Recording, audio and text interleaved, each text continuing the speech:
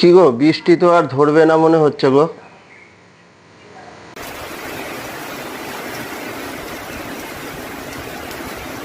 হ্যাঁ, মুষলধারে তো ঝরেই যাচ্ছে।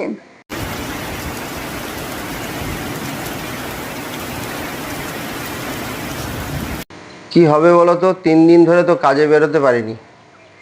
ঘরে যা টাকা পয়সা ছিল সব শেষ।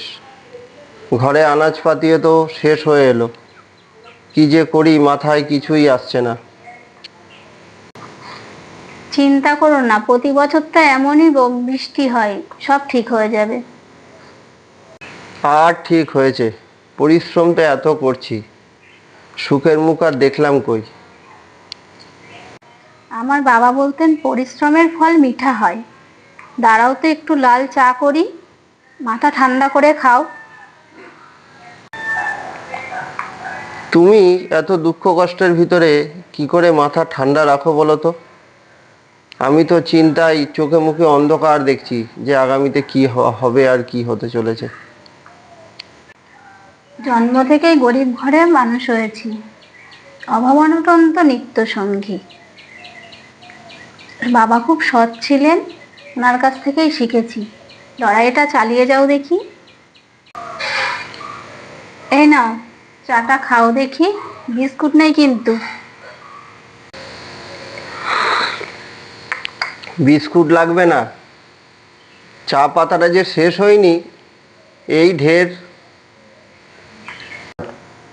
চা খেয়ে একবার ছাতা নিয়ে সমিতির দিকে যাও তো দেখি। গত বছর তো নদী বাঁধের কাজ হয়েছিল, এবারও যদি হয়।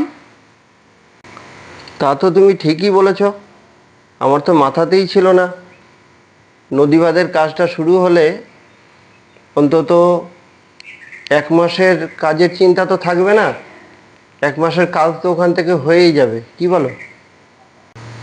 দাঁড়াও দাঁড়াও, ছাতাটা নিয়ে যাও। ভিজলে জর্জারি হলে তখন আর এক বিপদ। দিনমজুরের কাজ করি, ভিজলে আর কি হবে?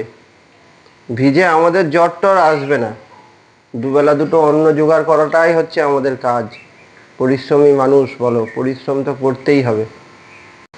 যখন কাজ করবে তখন দেখা যাবে, এখন তো ছাতা নিয়ে যাও। নাও ছাতা। কি গো, চলে এসেছো? কি কি হলো ওখানে? বাঁধের কাজ এখনো শুরু হয়নি গো। এখনো বাঁধের কাজ শুরু হতে 15 দিন লাগবে। আমি তো সেইটাই ভাবছি যে 15 দিন কিভাবে চলবো আমি।